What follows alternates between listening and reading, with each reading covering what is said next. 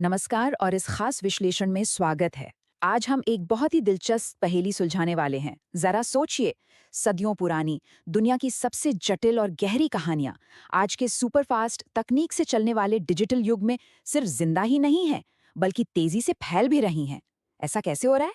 हमारे सामने मौजूद इन स्रोतों से कहानी कहने के विकास की एक बहुत ही रोमांचक यात्रा सामने आती है।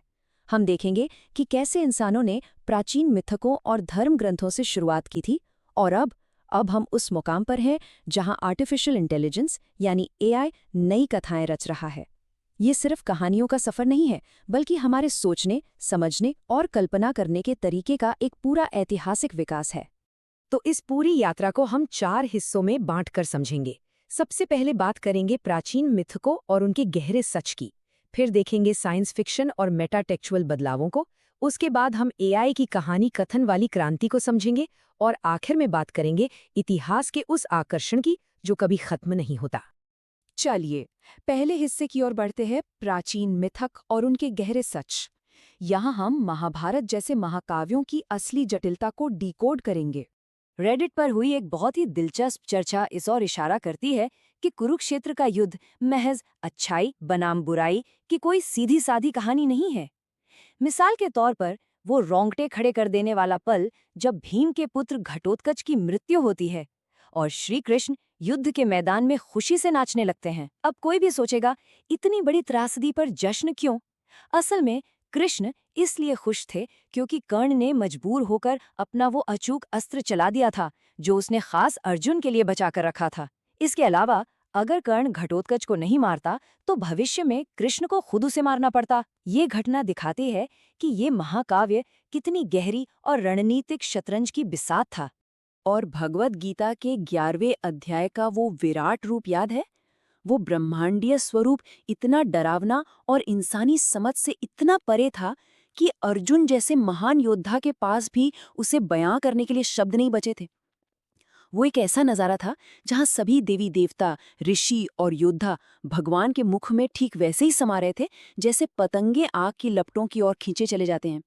ये दृश्य इतना खौफनाक था कि अर्जुन बुरी तरह घबरा गए थे। इस महाकाव्य में ऐसी और भी कई दहला देने वाली घटनाएं हैं। दुशासन का वो बेहद हिंसक अंत, जब भीमसेन गुस्से में आकर पशु बलि की तरह उसे मारते हैं और उसका रक्त पीते हैं।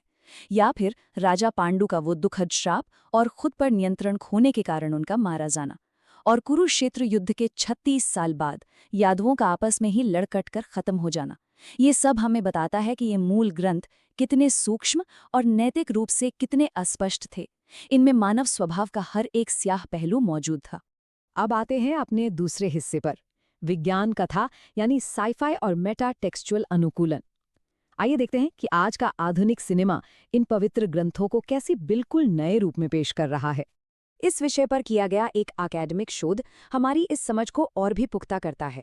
कल की 2898 एडी फिल्म का ये अध्ययन हमें बताता है कि कैसे महाभारत जैसे प्राचीन और पौराणिक आख्यानों को आज के उत्तर आधुनिक सिनेमाई सांचे में ढाला जा रहा है। ये पुराने ग्रंथ अब भविष्यवादी कहानियों का हिस्सा बन रहे हैं। यहाँ एक बहुत ही जरूरी शब्द आता है, मेटाटेक्सचुअलिटी।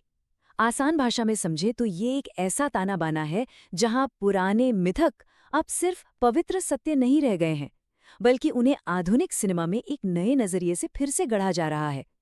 इससे असली पौराणिक कथा और सिनेमाई सच्चाई के बीच की लकीर पूरी तरह से धुंधली हो जाती है। ये एक तरह का शानदार सांस्कृतिक बदलाव है। अगर हम मूल महाभारत और कल्कि की दुनिया की तुलना करें तो एक बहुत बड़ा वैचारिक बदलाव साफ नजर आता है। जहां मूल कहानी का पूरा फोकस धर्म, कर्तव्य और प्राचीन राज्याधिकार के युद्धों पर था, वहीं अब ये एक तबाह हो चुकी दुनिया में भविष्य के तकनीकी कुलीनों के बीच के हाइपर मॉडर्न टकराव में बदल गया है। यहाँ नैतिक लड़ाई अब सिर्फ सम्मान की नहीं, बल्कि तकनीकी ताकत और अपने वजूद को बचाने की है। इस डिस्टोपियन दुनिया में पारंपरिक किरदारों को जिस तरह से ढाला गया है वो वाकई देखने लायक है। द्रौपदी की छवि अब एक तकनीकी रूप से सशक्त नेता की बन गई है।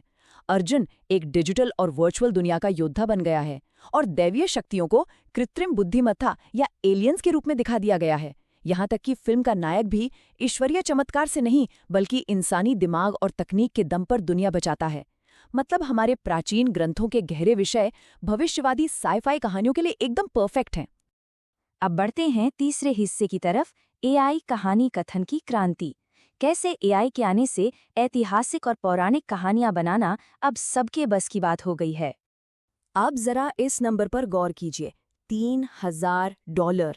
एआई ट्रेंड्स के स्रोत से पता चलता है कि एक आम क्रिएटर सिर्फ ऐतिहासिक डॉक्यूमेंट्रीज बनाकर हर महीने इतना भारी रेवेन्यू कमा सकता है, और वो भी कुछ गिने चुने वीडियोस के साथ। ये साबित करता है कि इतिहास को डिजिटल रूप में देखने वालों का बाजार कितना विशाल है।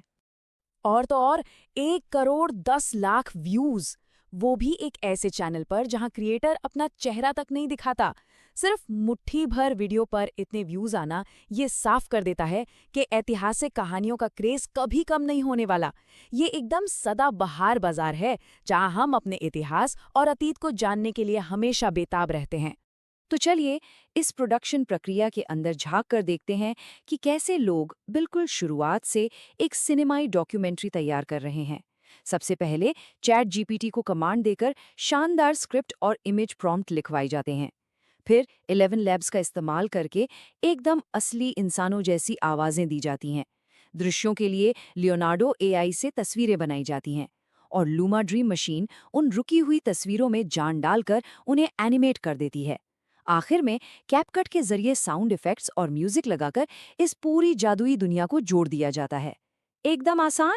इस प्रक्रिया में विजुअल्स को बेहतर बनाने की एक बहुत ही कमाल की तकनीक भी इस्तेमाल होती है।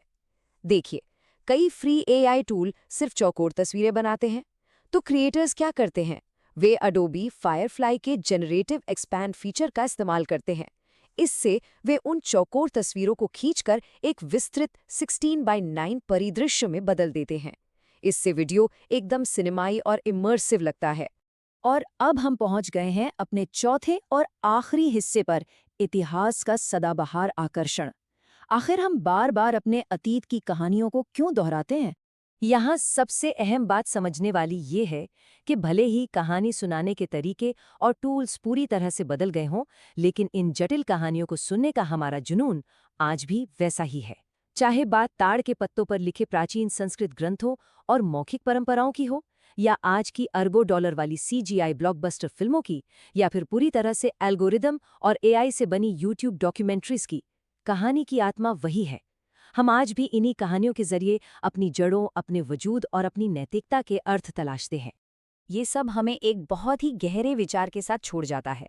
हमने देखा है कि कैसे ये कहानियां सदियों का सफर तय करके एआई के सर्वर तक पहुंच गई हैं। तो क्या कभी सोचा है कि मिथक निर्माण की अगली पीढ़ी कैसी होगी? क्या आने वाले वक्त में एआई खुद अपनी कोई नई पौराणिक कथा घड़ेगा, या फिर हम वर्चुअल रियलिटी के जरिए इन प्राचीन युद्धों को खुद महसूस कर रहे होंगे? इस हमेशा बदलती रहने वाली कहानी की दुनिया के हमारे इस विश्लेषण में शामिल होने के लिए बहुत बहुत धन्यवाद। इस सवाल पर जरूर गौर कीजिएगा।